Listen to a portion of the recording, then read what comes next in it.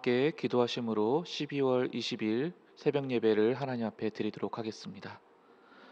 사랑과 은혜가 풍성하신 은혜의 하나님 아버지, 우리를 사랑하셔서 우리를 구하시고 살리시기 위하여 이 땅 가운데 우리 구주 예수 그리스도를 보내주심을 감사드립니다. 주님, 이 새벽 주님 앞에 엎드리며 나아갈 때에 우리의 마음이 우리의 구주 되신 예수 그리스도만을 온전히 바라보게 하시고, 그리하여 주님께서 주시는 참된 평안과 기쁨이 우리 안에 충만한 오늘 하루가 되게 하여 주시옵소서. 우리의 모든 예배 가운데 함께 하실 주님을 찬양하오며 우리 주 예수 그리스도의 이름으로 기도드립니다. 아멘. 다 함께 찬송가 360장 함께 찬양하겠습니다.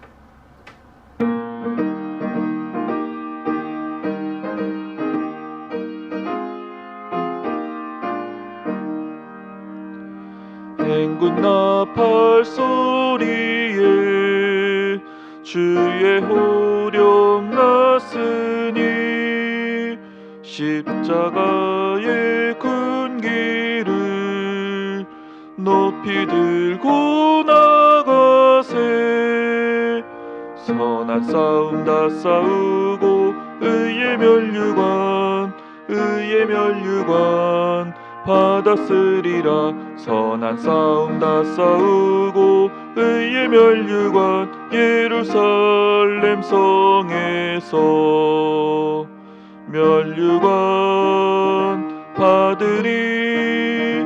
저 요단강 건너 우리 싸움 마치는 날 의의 멸류관 예루살렘 성에서 악한 마귀 권세를 모두 깨쳐버리고 승리하신 주님과 승전가를 부르세. 선한 싸움 다 싸우고 의의 멸류관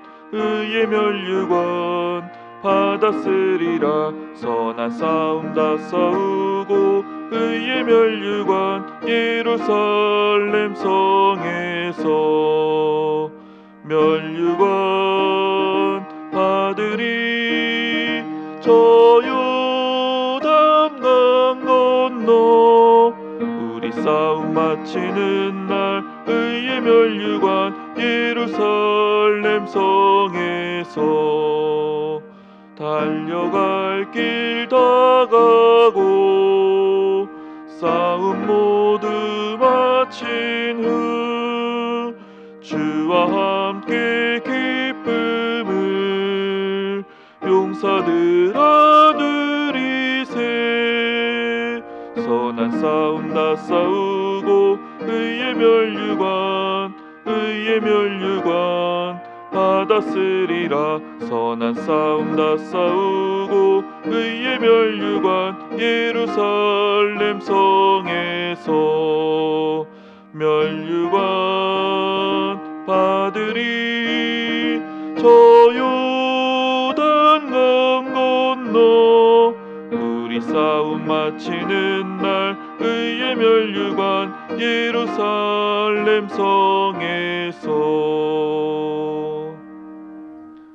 오늘 우리에게 주시는 하나님의 말씀은 베드로전서 4장 12절부터 19절까지의 말씀입니다. 생명의 삶은 120페이지에 있습니다.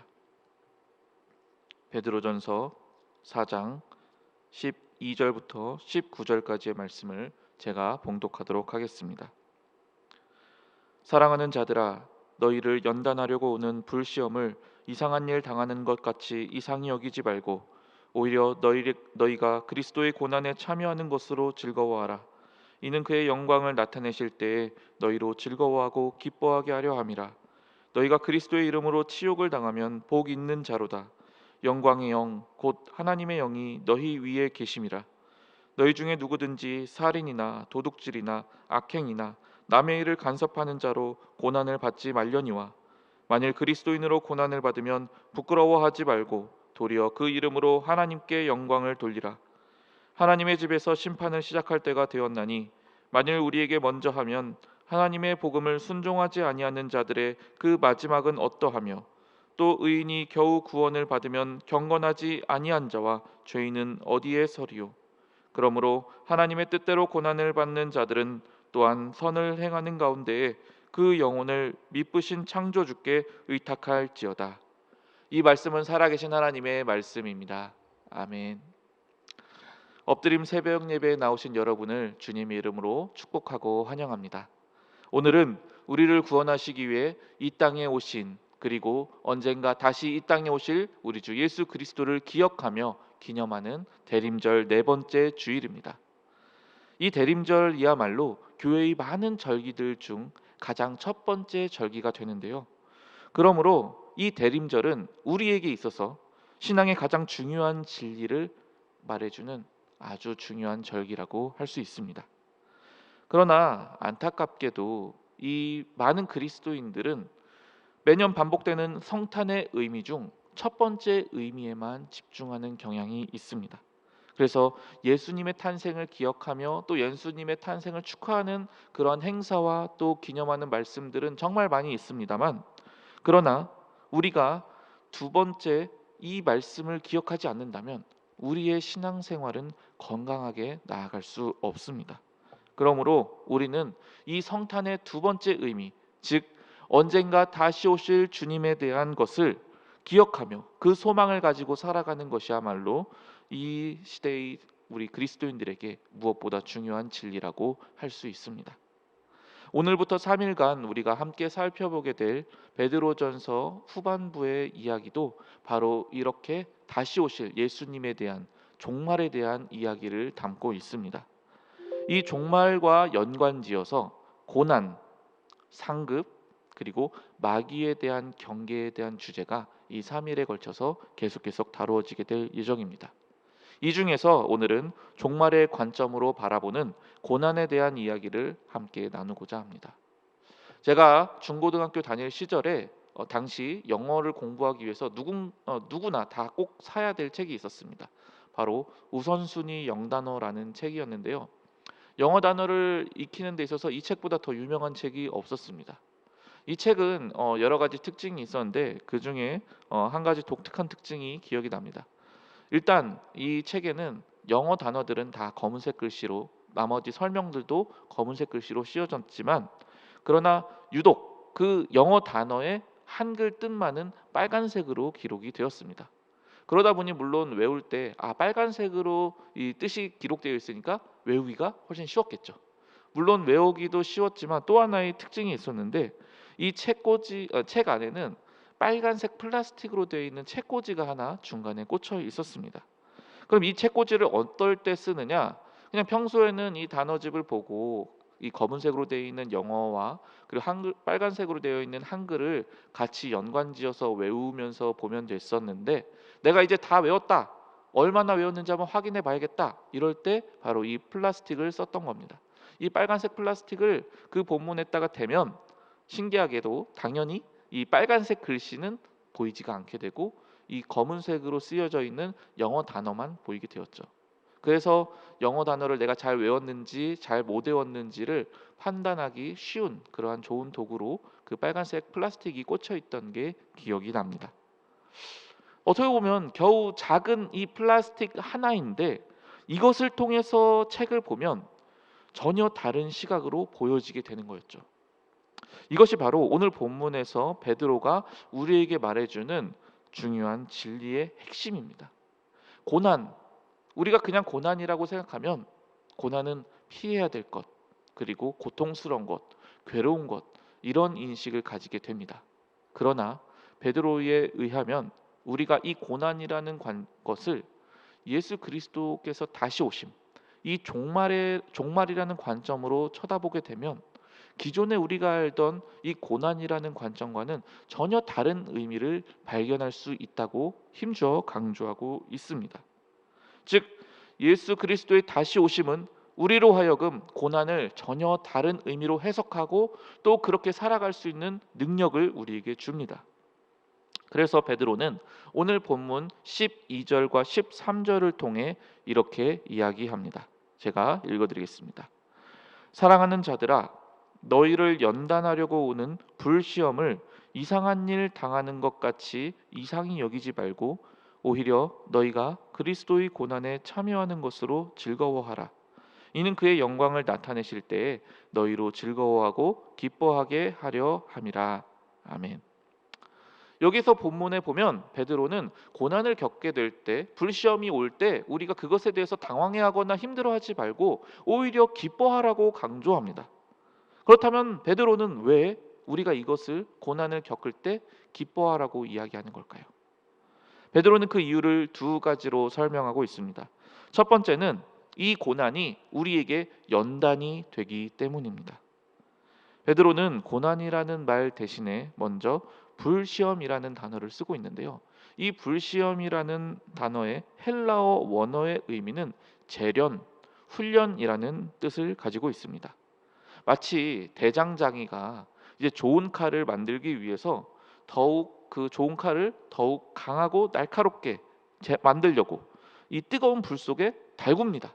달구었다가 그것을 꺼내 가지고 망치로 막 두들깁니다. 그랬다가 다시 찬물에 식힙니다. 그랬다가 다시 꺼내서 이것을 뜨거운 불 속에 집어넣습니다. 이것을 계속 반복하는 것입니다. 이것을 반복할수록 이 쇠는 점점 더 강해집니다. 마찬가지로 하나님께서 우리를 지금보다 더욱 강하게 만들어주기 위해서 하나님은 우리를 재련하시고 훈련하시기 위해 우리에게 이 고난을 허락하신다라는 의미입니다. 여러분, 대장장이가 이 칼을 재련을 반복하는 과정이 쉬울까요? 어려울까요? 당연히 너무 힘들고 어려울 겁니다. 그러므로 아무 칼이나 선택해서 재련하지 않습니다. 대장장이가 볼 때 좋은 칼, 가능성이 있는 칼, 그런 칼들을 본인이 선택해서 그 칼들에게 특별한 노력을 쏟아부어서 이 재련의 과정을 거쳐서 더욱 강한 칼을 만드는 것이죠. 마찬가지입니다. 성경은 여러 차례에 걸쳐서 우리를 대장장이 되시는 예수 그리스도께서 하나님께서 선택하셨다고 말하고 있습니다. 요한복음 15장 16절 말씀은 이렇게 말합니다. 너희가 나를 택한 것이 아니요 내가 너희를 택하여 세웠나니 이는 너희로 가서 열매를 맺게 하고 또 너희 열매가 항상 있게 하여 내 이름으로 아버지께 무엇을 구하든지 다 받게 하려 함이라. 아멘. 주님께서는 우리를 친히 그 손으로 선택하셨습니다. 그리하여 우리가 온전히 성장되어서 마침내 그리스도의 영광에 이르는 수준까지 올라갈 것을 믿고 계시기에, 기대하고 계시기에 우리를 택하시고 우리에게 이러한 재련의 과정을 허락하신다는 것입니다. 그렇다면 여러분, 왜 주님께서는 굳이 우리가 이런 강하고 힘든 재련과 훈련의 과정을 거치게 하실까요? 그냥 우리가 지금 현재 이 모습 이대로 그냥 가면 안 되는 것일까요? 여기에는 아주 중요한 의미가 있습니다. 하나님께서는 우리를 어떻게 보고 계시는가? 우리를 하나님 나라의 상속자로, 후계자로 보고 계십니다.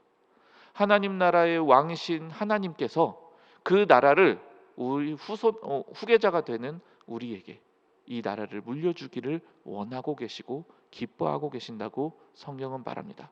그런데 나라를 다스리는 그런 통치자가 그냥 별 볼 일 없는 모습으로 있다면 어떻게 그 사람에게 이 나라를 믿고 맡길 수 있겠습니까? 마땅히 이 후계자들은 그 통치자의 합당한 수준에까지 성장하고 성숙되어야 하지 않겠습니까? 그런 차원에서 하나님께서는 이 하나님 나라의 후계자가 된 우리에게 그의 합당한 지위에 맞게 우리를 성장하고 단련시키시기 위해 우리에게 이 재련의 과정을 허락하신다는 의미입니다. 우리가 지위와 자격은 이미 왕의 후계자가 되었다고 해도 그래도 여전히 내 삶이 죄의 노예처럼 살아간다면 하나님께서 우리를 바라보실 때 얼마나 슬퍼하시며 어떻게 그 나라를 믿고 우리에게 맡겨실 수 있겠습니까? 그러므로 우리는 우리에게 찾아오는 여러 가지 어려운 고난과 시험들을 그저 단순히 힘들고 어렵다는 이유로 피하려고만 하는 것이 아니라 이 과정을 통해서 하나님께서 정말로 원하시는 바대로의 그러한 하나님 나라의 온전한 후계자로 성장하기까지 우리도 이 고난을 기꺼이 감내해야 한다고 성경은 말씀하고 있습니다. 또한 오늘 본문에서 베드로가 우리로 향하여 이 고난을 기뻐하고 즐거워하라고 말하는 두 번째 이유가 있습니다. 그 이유 역시 주님께서 이 땅에 다시 오실 것이기 때문입니다. 이 땅에 주님께서 언젠가 다시 오시게 된다면 어떠한 일이 펼쳐지겠습니까? 그동안 하나님의 나라를 위하여, 하나님의 영광을 위하여 애쓰고 수고하고 고난과 핍박을 견디면서 살아왔던 자들에게 하나님께서 크나큰 상급으로 갚으시고 채워주시지 않겠습니까? 그러므로 우리가 이 땅에서 겪는 고난의 시간들은 비록 힘들고 어렵겠지만 그것은 오히려 우리가 더 큰 영광을 누리게 하는 그러한 요인이 될 것입니다. 과거 우리나라는 일제에게 나라를 빼앗기게 되었고 그리하여 강점기 시대를 거치게 되었습니다. 이때 사람들은 크게 두 가지 부류로 나눌 수 있었습니다. 한 부류는 현 시점에서 아주 강력한 힘으로 통치를 하고 있는 이 절대로 망하지 않을 것 같은 이 일제에 붙어서 현실의 영달을 누리며 또 현실에서의 여러 가지 만족과 기쁨을 영위하는 그러한 사람들이 있었고요. 또 반면에 또 다른 부류에서는 비록 신랄 같은 희망이긴 하지만 언젠가 우리나라가 반드시 독립할 것이라는 것을 믿고 기대하면서 이 독립운동을 하기 위해 자신의 현재의 삶의 어려움과 고난을 기꺼이 감내했던 그러한 사람들이 있었습니다. 당장에는 힘을 지금 과시하고 있는 일제에 복종하며 사는 게 누가 봐도 지혜롭죠. 당장 먹을 것이 없는데요. 당장 먹고 살고 또 평화롭게 지내는 게 중요한데요. 그런 차원에서 많은 사람들은 이 일제에게 지금 당장 잘 보이는 게 중요하다고 생각했을지 모릅니다. 그러나 그것은 실제로는 개인의 영달을 위하여 나라를 배신하는 행위일 뿐이었습니다. 마찬가지입니다. 우리는 지금 이 세상에서 살아가는 것이 마치 하나님 나라의 독립군과도 같은 입장입니다. 지금 당장은 세상과 타협하면서 적당히 거짓말도 섞어가면서 하나님의 진리의 말씀을 타협하면서 그냥 이 세상에서 내 부와 영예와 또 여러 가지 편리함을 추구하며 사는 것이 지혜로워 보일지 모릅니다. 그러나 언젠가 만왕의 왕이 되시는 예수 그리스도께서 다시 이 땅에 오시게 된다면 바로 그날 이 모든 것들은 완전히 반전되게 될 것입니다. 그동안 이 땅에서 떵떵거리며 이 세상만을 추구하며 진리의 말씀과 정반대로 왜곡되이 살아갔던 이들에게는 그 모든 것들을 빼앗기고 슬피 우는 날이 될 것이고, 그러나 반대로 이 땅에서 주님의 이름을 위하여 그 말씀을 지키며 힘들고 어려울지라도 하나님의 진리를 그 삶으로 드러내는 자들에게는 영원히 쇠하지 않는 하늘의 상급이 예정되어 있는 것입니다. 사랑하는 성도 여러분, 우리에게 주어진 미래의 일은 명확합니다. 언젠가 우리를 구원하신 예수 그리스도께서는 만왕의 왕이시며 만주의 주로서 이 땅에 다시 오시고야 말 것입니다. 그리고 그날이 되면 지금껏 우리가 알고 믿었던 모든 세상의 가치관들은 완전히 반전될 것입니다. 그러므로 우리 모두 언젠가 다시 오실 주님을 기억하며 비록 힘들고 어렵고 때로는 사람들로 지탄받고 고난과 어려움을 겪게 된다 할지라도 우리 주 예수 그리스도께서 우리에게 맡기신 그 말씀을 온전히 수호하며 그 말씀대로 진리를 살아냄으로써 비록 고난 가운데에서도 소망을 가지고 이 세상의 삶을 이겨나가는 저와 여러분이 될 수 있기를 간절히 소망합니다. 이 시간 함께 기도하겠습니다. 함께 기도하겠습니다. 우리를 사랑하셔서 우리를 구원하시기 위해 이 땅에 오신 예수님, 그리고 언젠가 만왕의 왕으로 다시 오실 주님을 우리가 온전히 바라보길 소망합니다. 주님이 다시 오심을 기억하고 기다림으로써 우리에게 주어진 오늘을 오직 주님을 위해 살아가는 우리 모두가 되게 하여 주시옵소서. 그리하여 주님의 기뻐하시는 뜻대로 성숙하게 하시고 주님의 이름과 말씀을 지킴으로써 겪는 어려움과 고난을 기쁨으로 여기게 도와주시옵소서. 고훈 원로 목사님을 영육간에 강건하게 지켜 주시옵시고 허요한 담임 목사님을 성령으로 붙드시사 안산제일교회를 주님의 뜻대로 인도해 가심에 조금도 부족함이 없게 하옵소서. 오늘도 우리를 믿어주시고 기다려주시는 우리 구주 예수 그리스도의 이름으로 기도드립니다. 아멘. 하늘에 계신 우리 아버지, 아버지의 이름을 거룩하게 하시며 아버지의 나라가 오게 하시며 아버지의 뜻이 하늘에서와 같이 땅에서도 이루어지게 하소서. 오늘 우리에게 일용할 양식을 주시고 우리가 우리에게 잘못한 사람을 용서하여 준 것 같이 우리 죄를 용서하여 주시고 우리를 시험에 빠지지 않게 하시고 악에서 구하소서. 나라와 권능과 영광이 영원히 아버지의 것입니다. 아멘.